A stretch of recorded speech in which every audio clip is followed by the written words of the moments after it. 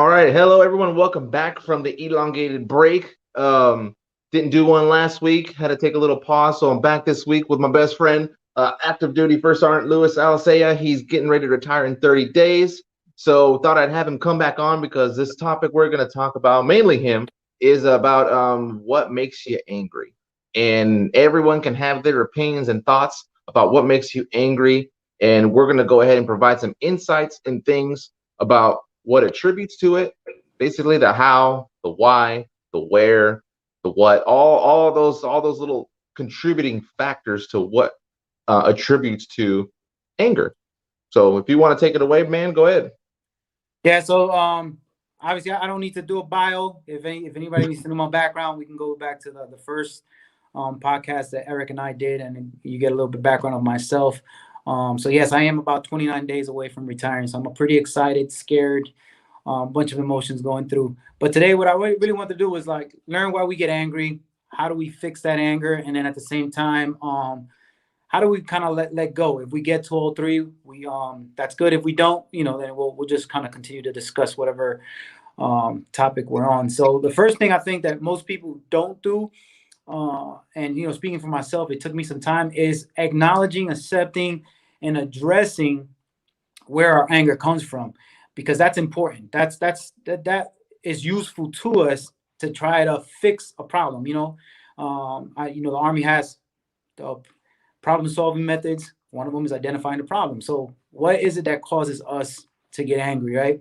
So that is deep rooted pain, emotions, events.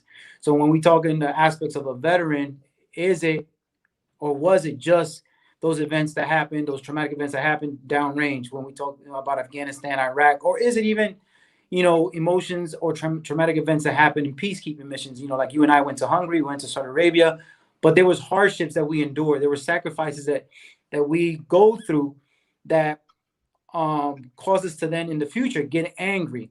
And it's identifying that. It's learning to say, I do have a problem with anger, and it comes from this. Prior to this, we were talking about having such a great responsibility as a young, sergeant, where you can be 20, 19, 21 years old and be in charge of a team, a squad. So, talking terms for civilians, be in charge of 4 to 5 people, but not just be in charge of them and saying, hey, here, do this. It's being in charge of their livelihood, their health, their welfare. And then we go forward and, take these young-minded individuals, they have not matured enough. And we say, hey, now to go to combat and be in charge of lives, where, for example, somebody in my situation right now, I have, a company size element of 105 individuals, and I have to put their life at risk before mine. It's just what comes inherently with the job. And if that was me, 20 years ago, when we were fighting and I was the first sergeant, I can only imagine the things that go on in the deployment for a first sergeant who has lost soldiers and then comes back home with this PTSD and has this anger built up inside. And it's like, what are those things that trigger him? And then he needs to realize, what was it that is triggering him? What is those deep rooted emotions, events that happen in his life that he needs to identify to say, this is what's causing me to be angry. These continuous thoughts about this event, because surviving trauma at times makes us question things angrily. Why did this happen? Why him and not me? I lost my roommate. We lost battle buddies as well that served with us. That's why we have a conference room named after them. And it's like surviving trauma is what causes us to question a lot of things. And then, we question these things, but don't try to find out why are we questioning these things. And anger inherently is a coping mechanism for us. It is how some people tend to cope. However, my question is it healthy? Because sometimes we say, hey, let's cope with X, Y, and Z. But at times it's not healthy. Some people have unhealthy coping mechanisms. They turn to alcohol, they turn to drugs. Anger is another one. You just can't live in a state of anger. But there are people out there that do. And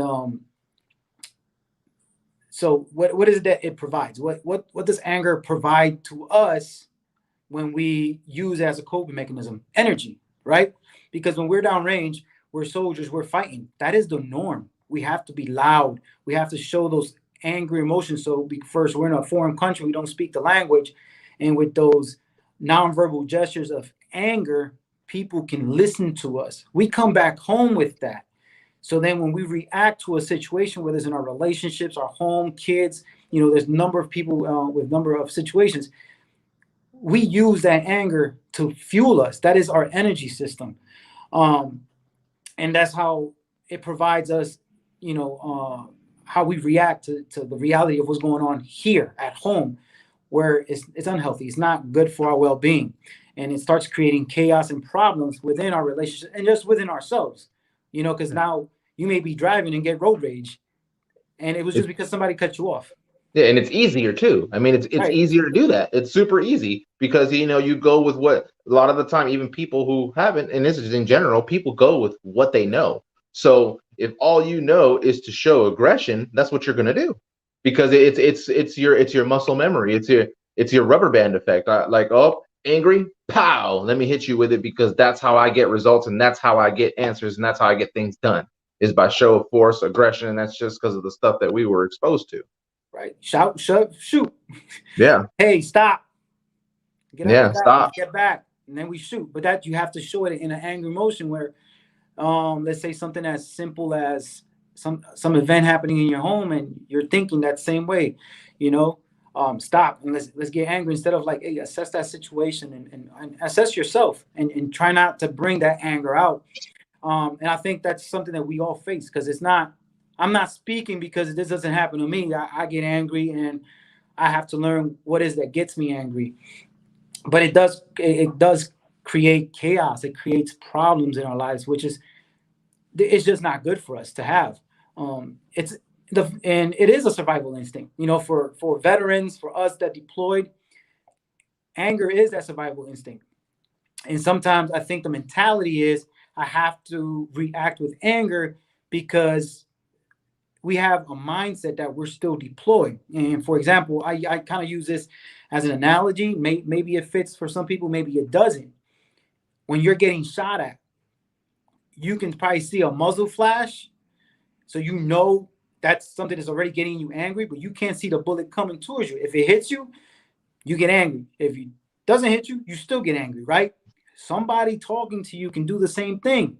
That person is that rifle. Their words are those bullets. So, and sometimes if it doesn't hit us, what we should do is, one, if you're a spiritual person, thank your higher being. I just don't want to say God, because I know everybody doesn't need to follow that particular religion. But I'm just saying, hey, praise something and then just let it go. You're alive. You can live to see another day instead of living in that state of anger. However, it happens to all of us. It has happened to myself, where people say things and it's like, yo, you're attacking me. And if you're attacking me, I have to show aggression right back because I have to shoot, right? Sadly, I think in reality, unlike combat, sometimes we don't do PID, which is positive identification, right? We just react. I don't, for example, road rage. Somebody cut you off. Then another person. It's like, do you really know what's happening? They may be rushing to the hospital. We don't know, but yet we don't got that positive identification of the real cause of that situation. But now we're angry. And like I said, it's just not healthy. And it is a survival instinct, though. Where we're in like full activation, full soldier mode, for us veterans out there. And we can't live in that full activation. That's always like being an alert, right? You and I had a conversation probably a couple of days ago, I want to say, or about a week ago, where it's like, why am I alert? And if somebody's causing you that alertness, then you may have to step away. You can potentially go back to that person, build that relationship up, whether it's a friendship, intimate relationship. That's irrelevant. It's just the fact that you need to recognize what makes you feel alert, where now you're in full activation mode, where if they were to say something, do something, you're gonna have this anger built up, and it just comes out in an outburst that's just dirty, it's nasty. And we just do it so we can survive another day, so we can survive another event. and living like that, like I said, it's just not healthy. You know, there's all these emotions that go through.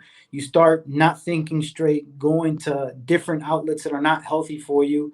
And the thing is, recognize it, get out of that full activation stage of your life, and recognize those triggers. Sadly, though, those around us have to recognize those triggers as well. So I'm just not speaking to those who are always angry. I'm also speaking to those who are always with somebody who's angry, because you potentially can be causing that anger inherently without really wanting to, or even knowing it. Right, because you're saying you're doing these triggers, and you're just not recognizing it. So it has to go both ways, in my opinion, at least. I think that's the way I was interpreting it, and obviously I'm still learning about this. That's why I wanted to bring this topic up today, so we can discuss it. Maybe people, write some comments. Maybe they agree, don't disagree, but I think it's a good topic because, especially let's say married individuals, people who are parents. I'm neither married nor am I a parent, but kids are going to do things, especially kids. You got a 2-year-old. They don't know what they're doing. They still don't know probably the complete right from wrong. And a parent gets angry like that. There's because they have some traumatic event. And that's why I don't want to say just us veterans. It's anybody. People have traumatic events, from their childhood. And then we just, boom, here we go. We're angry. Why? Because they dropped ketchup, whatever it was. So we need to recognize it, but all others need to recognize it. Obviously, I'm using a kid. A kid's not going to recognize it. But if you live with other adults should recognize it. At least learn to, attempt to. It's a growing pain for all of us when we live with anger and when we use it as a coping mechanism. But I think it's something that if we're conscious about it and we learn about it and we take the steps to actually be better about our anger and actually just try to diffuse situations, then we can get to where we want to get to with our emotions based on our past. And then too, it also, like, even if you're with other people and you are that other person, it takes a strong person to be able to say something, because if that other person's in some type of way or in some type of mode because their light switch is flipped, that other person has to be strong enough to be like, hey, snap them out of it. And they have to be ready to take whatever's going to come their way, because they're that strong of a person to call them out on their stuff that they're doing. Because in that mode, I know, at least for me, I don't see it. Like, for me, this actually happened today. I get defensive really, really quickly. I get really defensive. Yeah, and it's not that I do it on purpose. It's just that I feel like sometimes it's an attack and it's not. And I'm working through that. I'm working through it. And it's just now it was with my fiance. Now it's come to a point where I've told her that, hey, you need to tell me you're being defensive, because the other stuff wasn't working, and I was still being somewhat aggressive. Well, not aggressive, because that part is not, that's buried and done, but it's more defensive, where it's like, now it's, hey, you're being defensive. So that, because then I got to recognize it. Then it takes the person who's in that mode to actually break that cycle that's happening. Like, oh, maybe I am being defensive. Because if that person's telling you you're being defensive, you kind of got to listen, especially if it's someone that you trust. You know that they're not going to set you up for failure. They're going to set you up for success. So if they're telling you, they're not telling you to push you over the edge, or just be like, oh, you know what, you're just being defensive again. No, because now that's just provoking, and that's just poking the fire, instead of, hey, you're being a little defensive right now. I need you to take a step back and look how you're acting. Just those two different situations right there can show the reaction of how someone's going to act. So if it's come at me with, oh, you're just being defensive again because of whatever, I'm gonna be like, hey, well, watch this, like. Right. But the other way was like, hey, you need to just take a second. Look, you're being really defensive. I didn't say anything. This is what I said, and you did, and you reacted this way. You need to stop and take a step back and look. Now that alone will cause your brain to pause, because you're expecting an aggressive reaction back because you were just defensive. So when you don't get that back, your brain will literally go like, oh, wait, this is there's no aggression. You will pause. And it'll happen, and then it'll force you to think about yourself. And, I think with what's going on in society today, that's something that we can definitely use, because everybody's like immediately goes into anger mode, and to react to something. That's their fuel. It's anger. I need to do this. I need to do this. Um, you know, they're reacting to a situation with the anger, and it's causing them to do things that are just not right. Let's just say that, right? Whether it's posting a tweet, Facebook post, or just reacting to the situation there at hand. And it's just not, it's not good. But you do, especially like when you're talking to someone, let's say someone who is reserved, who doesn't necessarily get angry at the time because that's not how they were raised. You still have to show that emotion and express that hurt, express that pain, right?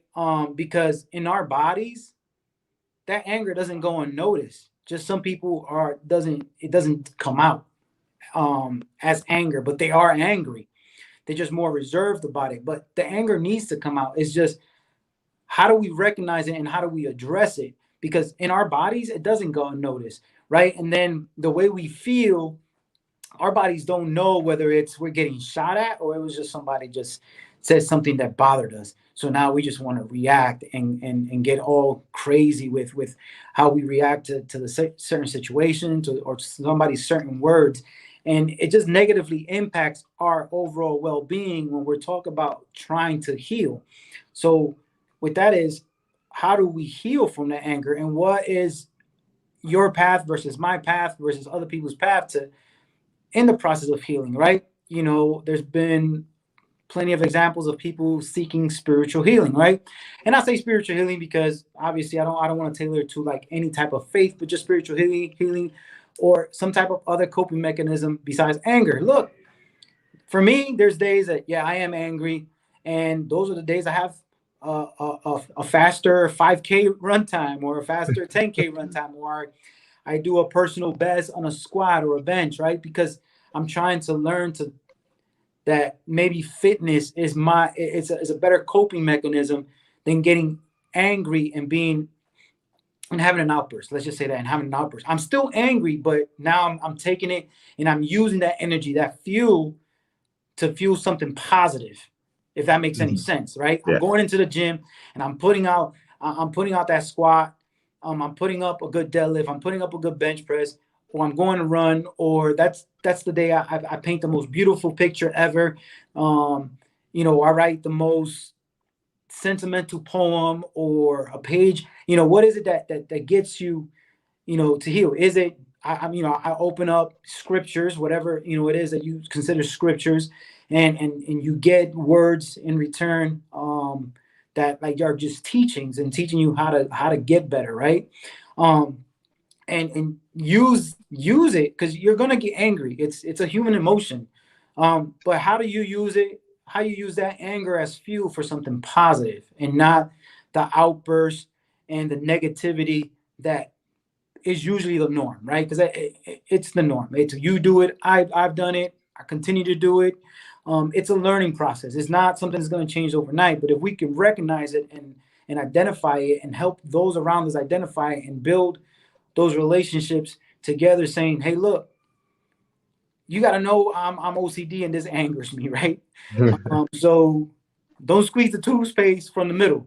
Come on, like you can do that. That's not this hard task." Because now it just angers me, it fuels me, right? Because somebody like, let's say somebody like ourselves who are veterans, right? And then in my opinion, not to knock other people's branch, being artillery, we were about very precise measurements, very precise numbers. That precision and standards of precision, standards of discipline is of utmost important, because we can kill somebody by making just a very minor error. 1 mil at 100 meters. That's a bunch of Army geeky stuff that I do. But that can create a big chaos for somebody, right? For example, here I'm in Fort Drum, New York. But you got JBLM. If artillerymen go out there and start doing things wrong and not chasing the last meal and actually being precise about things and just do things angrily, there's going to be fire incidents and you can potentially make big errors, right?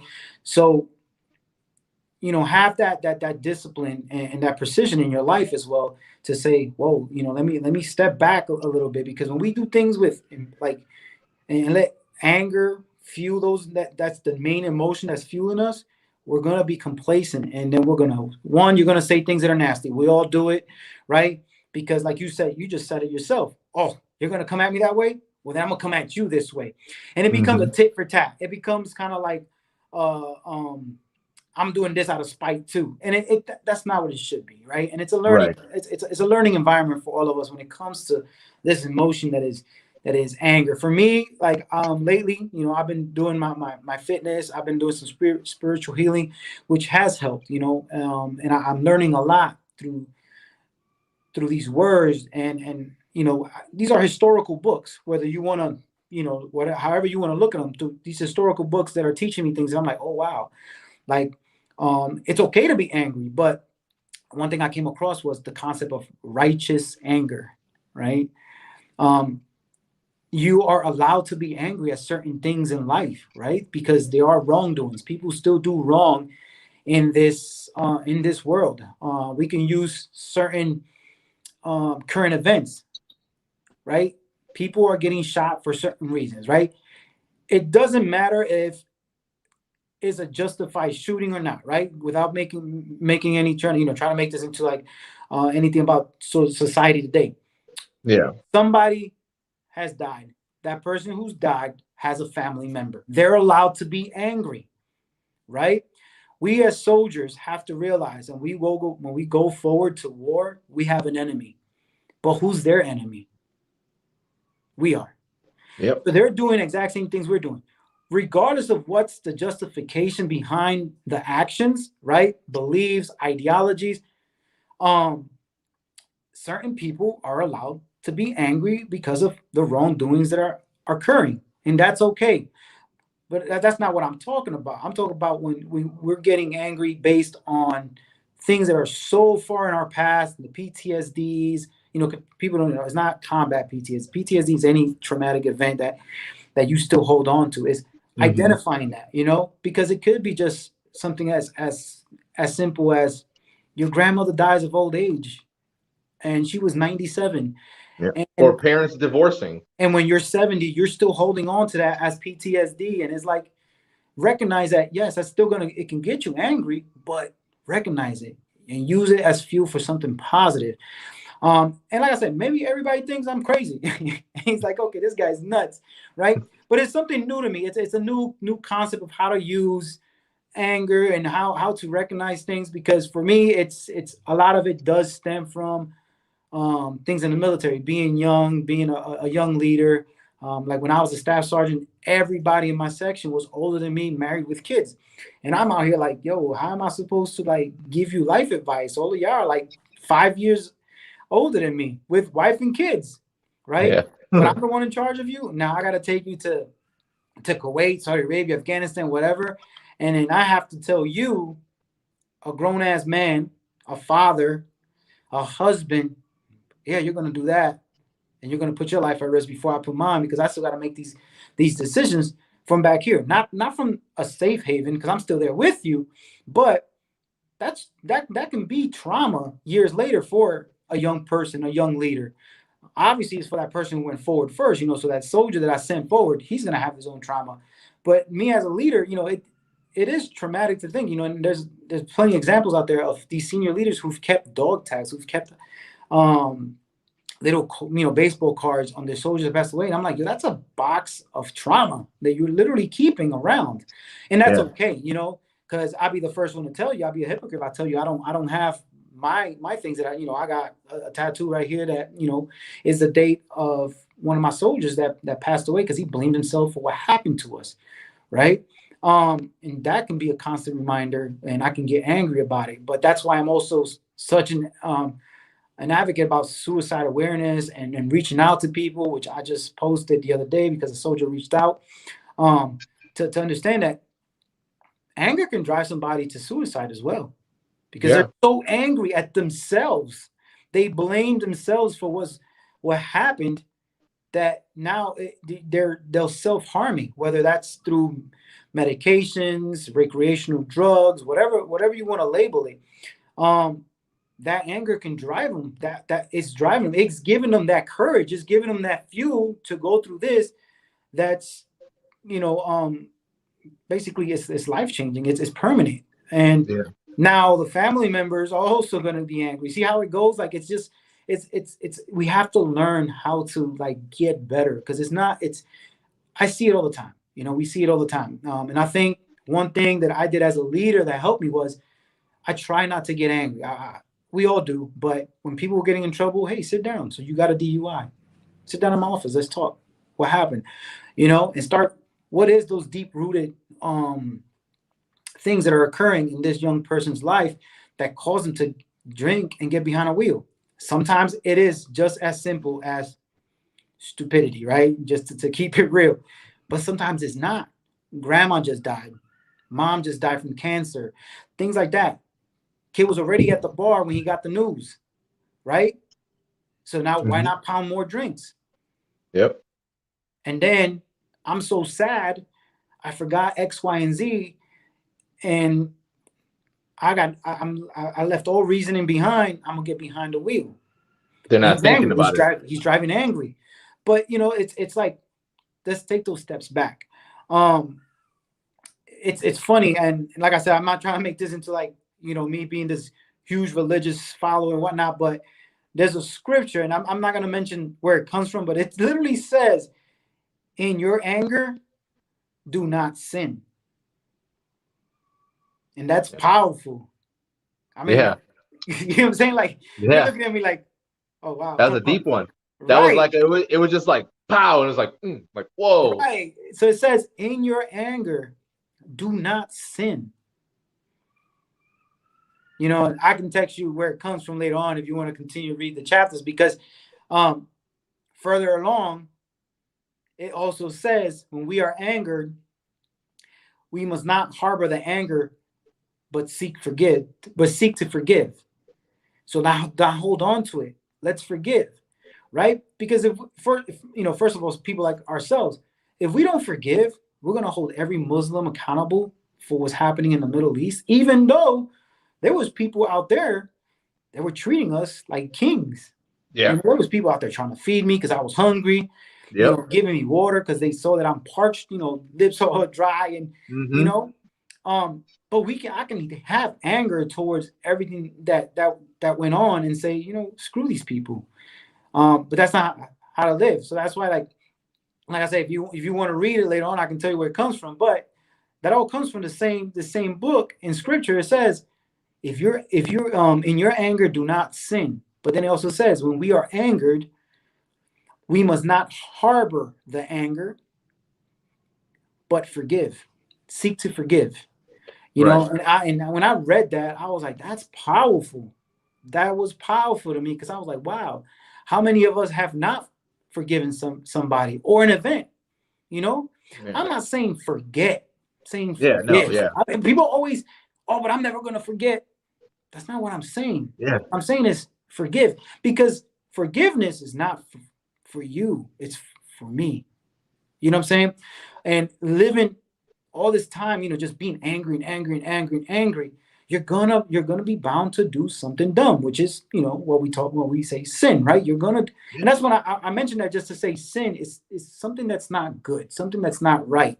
And that's what I want people to get from that particular. It's not that I'm saying you need to be spiritual, so do not sin. I'm just saying, in a state of anger, and that's in that full activation state, which I mentioned earlier, where we're just going and have this outburst. Let's not do something stupid. Yeah. Right? Let's think about it. Because that is that energy that causes us to do something. So that's what I'm saying. Turn that energy for something positive. Put your earbuds on and go run, right? You may end up liking it. Because if you're in a constant state of full activation, constant state of anger, and now you're saying, well, every time I get angry, I'm just going to go run. What happens is all of a sudden, it is second nature to you that every time you get angry, you go on a run. Your heart becomes stronger. you're probably freeing your mind on the road, hitting the pavement, right? And I'm using fitness just because that's who I am. I like to exercise, right?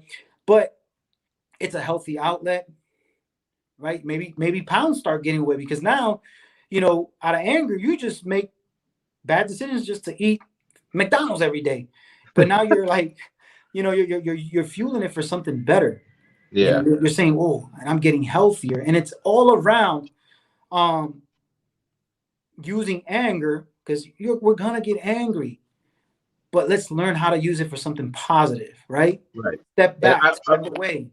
and I watched the thing too, and it made sense. It was I don't know where he was from, but he had like the whole like monk, India, Buddha type thing, old guy, long beard, and he made sense. He was talking to people, and he was like, if you can choose to be happy or angry, what would you be? And everyone was like, oh, well, happy, right? And then he's like, well, then why do you get angry? And then automatically people started justifying why they were getting angry. And he was like, no, he's like, look, you're choosing to be angry. He's like, you want to be happy, but you're choosing to be angry. Right. So now you're that's your choice. So why are you choosing to be angry if you want to be happy? We do things because we want to, but yet we justify the other one because it's easier. Right? Right. That's true. I watched that and I was like, wow, like that, like totally, like I held the phone back and I was like, right. I watched it again, just so it can like sink in. And I was like, whoa, okay. The first time it just completely, I was just like, whoa. And then the second time I watched it to pay attention to what he was saying. And he's right though. He is. He's like, you can go ask any random person, hey, would you rather be happy or mad? Oh, I want to be happy. Well, then you ask them, well, then why do you get mad? They're going to immediately find a reason to justify why they're getting mad. Right. But then it's like, well, why are you getting mad? You just said you wanted to be happy. So why are you getting mad? Oh, but you're justifying. Stop. You want to be happy. He was doing that with a lady in the crowd, and then the lady just couldn't do it no more because she was just stuck. I saw something similar. It wasn't to this topic of anger and happiness, but it was to the topic of safety. When they asked a lady, do you feel safe in your neighborhood? And the lady was like, yes, I do. And the individual's like, why you lock your doors? Oh, that's a good one. See what I'm saying? But I mean, it goes back to the same thing. So yeah. And it's a good segue to the one of the things that I read was it says sometimes we cannot right the wrongs that were done, and releasing our bitterness is essential to our lives. Because it's already happened. Whether you did wrong by somebody, it's already happened. And if you're trying to live in a state of trying to right every wrong that you've done, we're humans. We were born to sin, right? Quite frankly, that's what it is. But if we're living to right our wrongs, then we're just not going to get to it. So we need to learn to like just release it, release that bitterness, release that anger, because you'll be healthier. You'll have better well-being, and it's just kind of like what you just said. So yeah, I choose happiness. I want to be happy. I want to do this. Then why get angry? Right? And it's harder. Obviously we're both saying things and this is the reason we have this podcast and whatnot. There's a lot of topics we're always going to discuss, whether it's anger, whether it's previous topics. It's not something that it's easy. It is a challenge. It is a challenge to all of a sudden somebody says something and for me to step back and be like, all right, cool. Yeah, whatever. I'm not going to get angry. I'm this righteous person. I'm good. Right? No. First reaction is probably to, say something nasty right back, say something, or do something right back to the individual. So it's not easy. And it's something that we all need to work on. But sometimes it is something that's deep rooted in us from other things. It's kind of like back in the day, right? Back in the day, people said your little mama joke and guys are like ready to fight. Yeah. Right. And it's probably because some guys had some trauma or traumatic events or their mom passed away and whatnot. But at the end of the day, it's like, let it go. Yeah. Let it, you don't even know my mom. Like, yeah, exactly. Like, all right, cool. Whatever, right? Anger, and the reason I brought anger up today is because I see it a lot, not only in myself, right? So let's be honest. I brought it up because it is something I've been dealing with. More recent than not, because I've never thought myself as an angry individual. But things have transpired that have brought out this anger a lot more recently than before, right? And maybe before I was more at peace. I don't know, whatever the case may be. And I need to understand that a lot of this stems from other things. So even though somebody was like, yo, your sneakers are ugly, which they will never be. Well, I don't know. I've seen some ugly ass shoes though. But no, I'm just throwing a joke out there, lighten the mood. But right, and I get angry. But why did I get angry is such, honestly, an innocent comment. Their taste is not my taste, right? Somebody may not like the shirt I'm wearing today, right?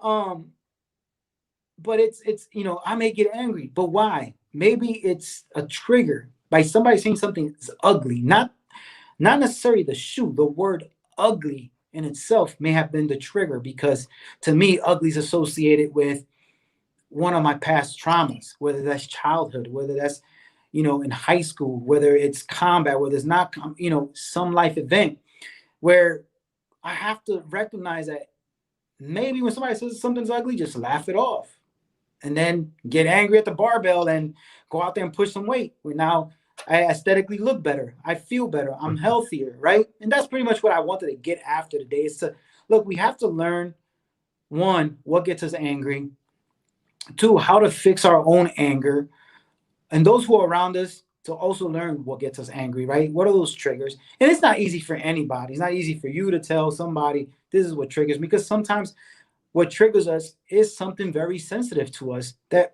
sometimes we haven't even figured it out yet, right? And it has caused breakups. It has caused divorces. It has caused people to lose touch with their children, because we live in this state of anger, which, I kind of call it that full activation state. I don't want to say anger. It's kind of like I'm always alert. I'm ready to go. I'm ready to go, Sergeant. Let's go. Let's hit this. It's like, bro, like, relax. It's not, you can relax, right? But I'm gonna tell you, I'm the first one that's scared. Like, like anger is we're combat arms people. That's what drives us. Like, boom, let's get it, right? Get in. What do you say? Let me see your war face. You've seen that in movies. You see, war face, that's anger, right? So you mean to tell me, wow, what is that? What is that movie about the World War II medic? I think is it Saving Private Ryan? No. It's the dude's a medic, right? And he saves a lot of lives. He didn't use a firearm at all. But he doesn't use a fire. I was like, so what does somebody like that individual have in their heart and their mind that they couldn't be angry enough to pick up a gun in World War II? I mean, think about that. That's powerful. I'm in one of the worst wars in the world, right? In our history. And this guy saved lives. I think he was Hacksaw Ridge. Ray Sigmund said it right there. Hacksaw Ridge. You see what I'm saying? Like, I'm like, yo, did you ever get angry? Because I'm telling you one thing, Luis Alicea, hey, I'm picking up a rifle and I'm tearing it up. Probably never picked up a rifle in my life, but I'm shooting blindly, right? Yep. And that's me knowing me. That's what I would do. But this guy didn't do it. And to me, it's like, somebody probably be like, yo, does this guy get angry? Maybe in that aspect, he didn't get angry. Maybe other things getting angry that doesn't get us, doesn't get us angry, right?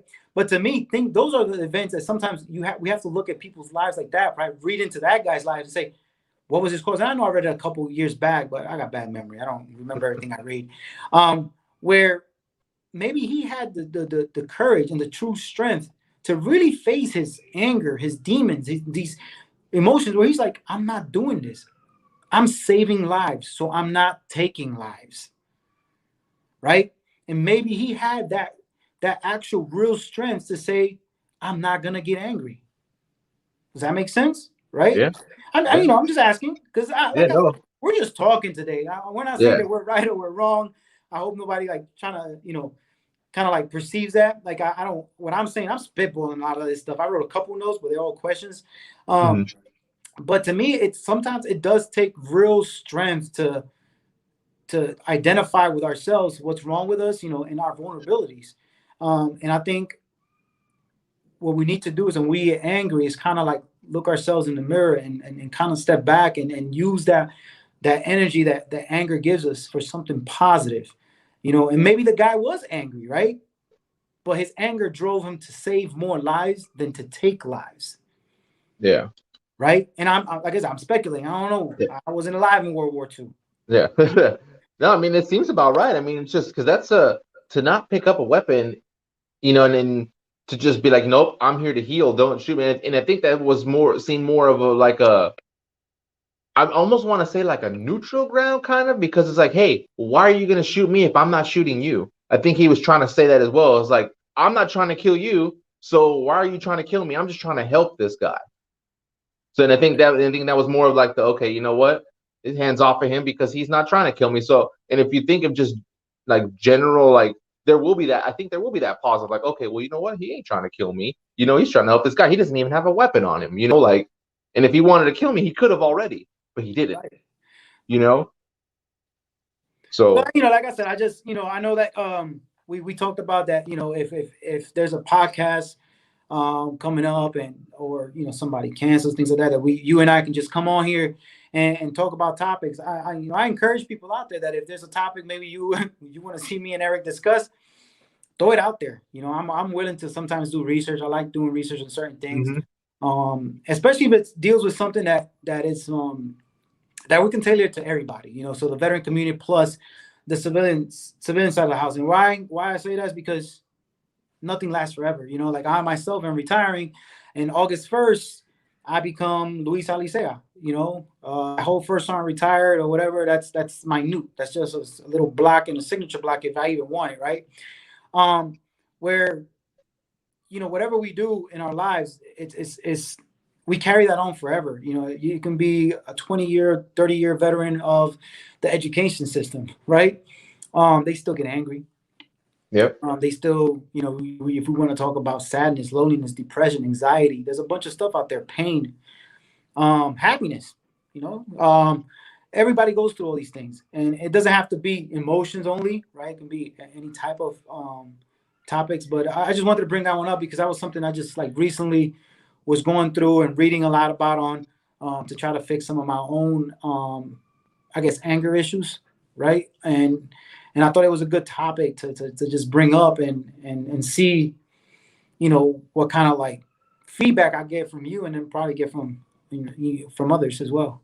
No, yeah, it's a good topic, and something like this is always good. Like even just a couple of the comments up here. One from Rachel, she had wrote, you also look at the body language, listen to the tone of voice and the calmness, but you have to hold the space for the person until they can see that they don't need to react. I think she does that really well with me. I know that for sure, because body language is huge. Because, you know, especially when you deploy, your body posture and everything is a huge factor to getting answers or getting things done.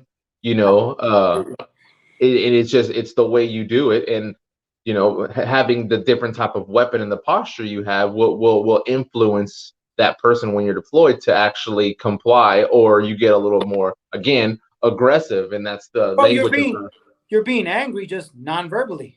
yeah, Basically, you know, nonverbal aggression. yeah, it's just nonverbal aggression, which is anger. So yeah, I get that. That's good. That's good. That's good feedback. Yeah, so that was one that she wrote on there. I think that was one of the main ones on there was that, especially because I know, even to touch on body language a little more, body language is huge. Is even in like regular civilian jobs too, because you can tell like I like to people watch, because especially, you know, being deployed, and especially when you do private security detail like I did in my last tour, you're a people watcher. You watch people. It's what we did. It's what my Yeah. squad did. So we're sitting there and you watch people. So like when I go out to places, I people watch, and I watch the people that are working. You know, you can tell who doesn't like who. You can tell who's the boss. You can tell who's having a bad day. You can tell. You can tell where the clique is. You can tell who are friends and who are not friends. You know, like you can see these things. You know, and if someone's having like a bad day, especially if you're at like a restaurant, because we know, oh, being a waitress or a waiter, their jobs are hellacious. They they have to be able to keep that smiley face on, even though they're having a bad day. But sometimes if you just drop them a little bit of niceness or like a little bit of, hey, you know what, you did a great job today. Hey, You we know, at used to least do with that in me, you Texas did. Row House. We Yeah, used to do that we in did that Texas all Row the House in time. Fayetteville. And here's an example. Remember when we were at Texas Row House and we were getting money together, and the waiter, she was just mean, and a dime fell out of my wallet, Oh, and yes, she yes, was like, "So you're gonna tip me a dime?" yes. And then you were like, "Well, guess what? We fucking are now because of your attitude." And we left the dime and we left. Perfect example of now. I shouldn't have said that because anger drove that one. But then again, she was angry as well because it was an innocent mistake. You know, that was our spot, and we're trying to take some cash out.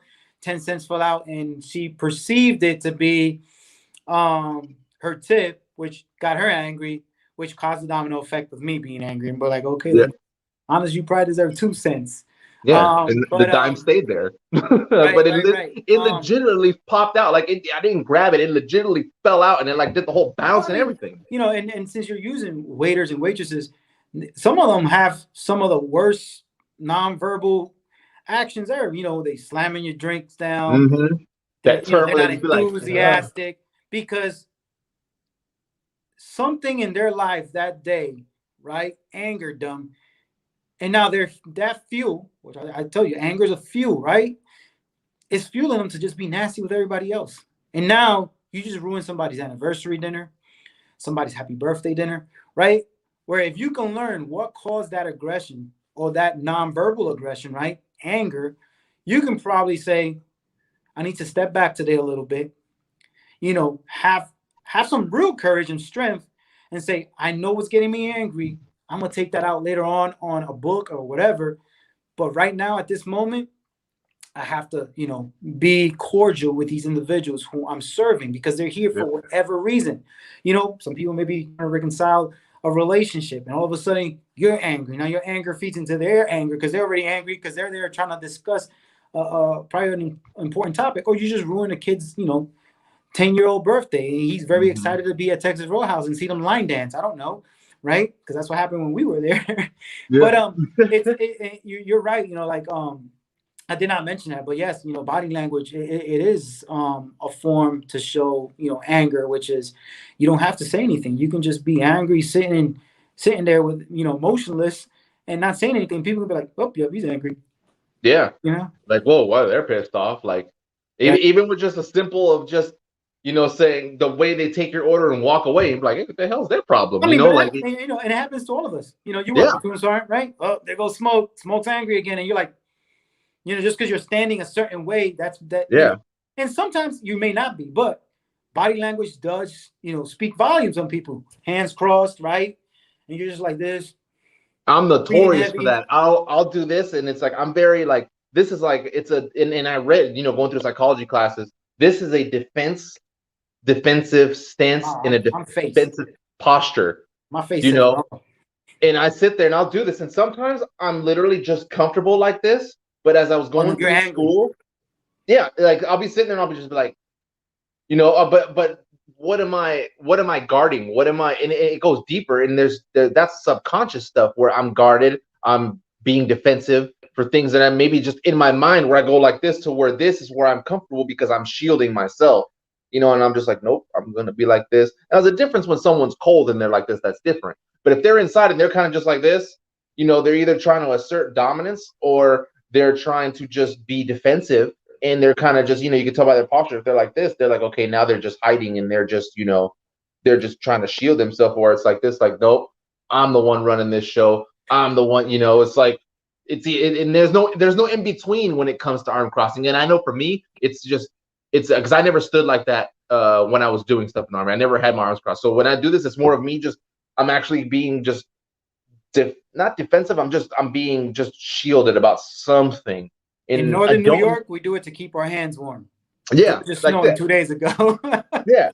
So and that's But what no, I do. And it's right. you Body could body tell language though. is yeah, body language is very real, and body language can show emotions such as anger. So Rachel was right in her comment. Yeah, and she writes there too. It's it puts off an energy, and you pick it up. People will say, "Well, I don't feel energy." Yeah, you do because that's body language. Body Right. language pushes out Because people look energy. at energy, and that's why I kind of say, I wanted to bring up the topic of anger because anger is fuel. It is a form of energy, and people like, you know, people just at times, obviously I'm speculating, but there are some of us, I like to say us, not I, not you, but us, that really think that energy is always that positive thing. So what I'm saying is anger is a form of negative energy. However, what I'm saying is learn to recognize what gets you angry, to learn how to use that negative energy and turn it into a positive. Because initially everybody gets angry. There's something in all of us that makes us angry, and it fuels us to do something. So it is energy, where people sometimes it's like, oh, how can anger be? It is energy. It is energy. It is a form of negative energy. Because I'm gonna tell you one thing: it's gonna take you a lot of energy to say some nasty stuff to somebody you love, right? Yep. And again, we can't right all our wrongs. We can't right all our wrongs. So how can we turn it and identify what gets us angry to possibly, you'll still be angry. I'm not saying you're not going to be angry, but now you're not going to do the outburst. And what you're going to do is, let me turn this into something positive. Go for a run. Go write some poetry. Go draw. Go dancing in your room. I don't know. Go play games. Just play NBA, 2K or something a little bit more positive, right? Don't feed into it. Again, you can't feed into it, right? And then come back and readdress whatever it is that was getting you angry, whether it's within yourself or whether with somebody else, right?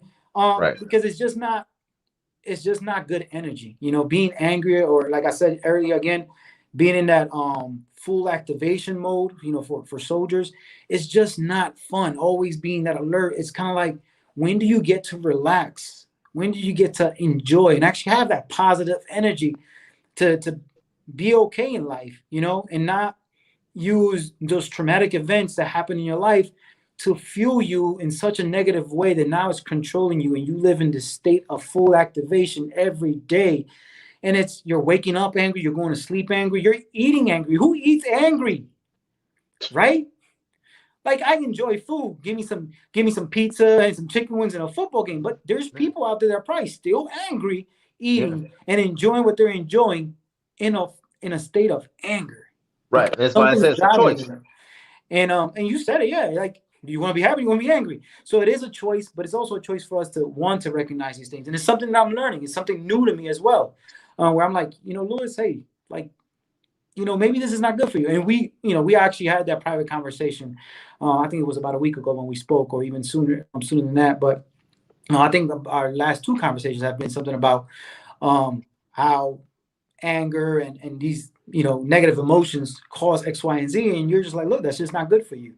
And we had that conversation. Maybe it is, for everybody out there, maybe it is for you to find somebody that you call. And I'm not sure if Derek is watching this, but for me, it's either Derek or Erik. Derek, which are two guys that I've Erik and I, we both were pretty much soldiers at the same time, and Derek was senior to us, so he was the guy in charge of me.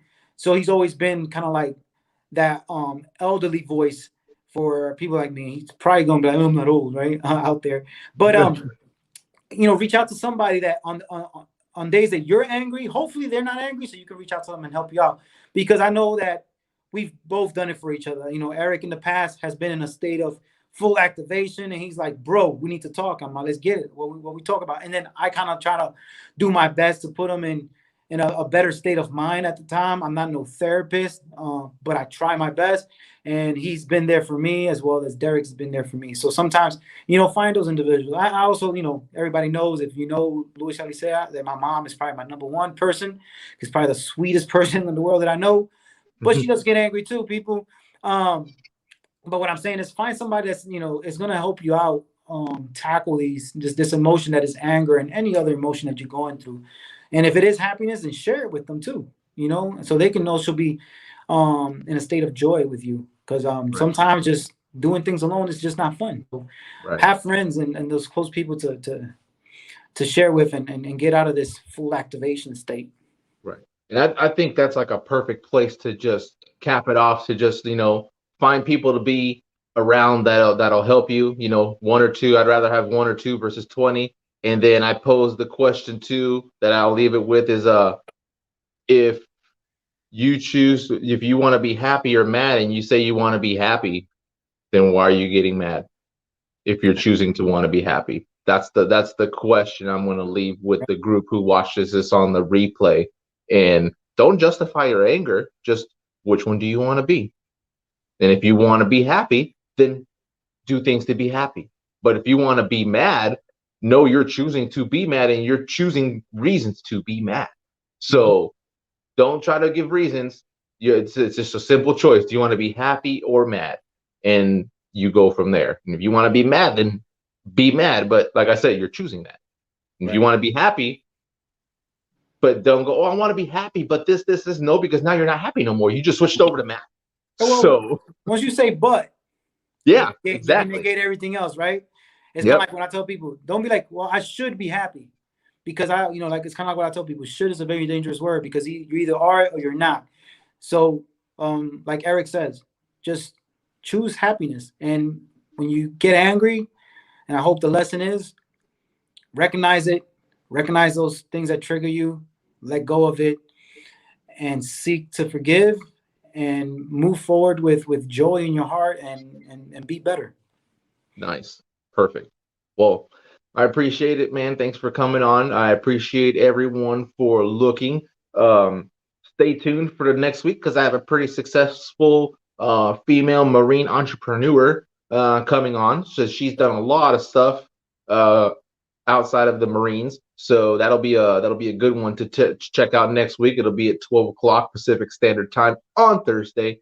So stay tuned for that one. And again, bro, thanks for coming on. Kind of pulling me out of a pinch. I did the dodo of just mixing up stuff, and I was like, well, he did say he would if he can do it, and I was like, hey, man, I need some help. So I got all the time right now. I got all the time. Yeah, retired. You ain't got no job. It's like Friday. You ain't got no job, so just fitness and homework. Well, I appreciate everybody for tuning in. Stay tuned for next week, and if you have anything you want us to talk about, we can do this more regularly. Drop a comment, send me a message into my message on my message box under Erik Castillo or under Warrior Mindset and Motivation. You can send a message there. I'll pull it up. I'll bring it up with Mr. Man over here, and then we'll schedule a time. We'll talk about it. But if you bring up the comment, your ass better freaking show up and watch. Damn it, See, I displayed aggressiveness. Sorry. Make it worthwhile for us. Make it worthwhile. It'll be fun. See, I just used aggression to prove an example of everything we just talked about in case you missed it. I chose that. So there we go. I appreciate everybody. Thanks for tuning in and see you guys next week.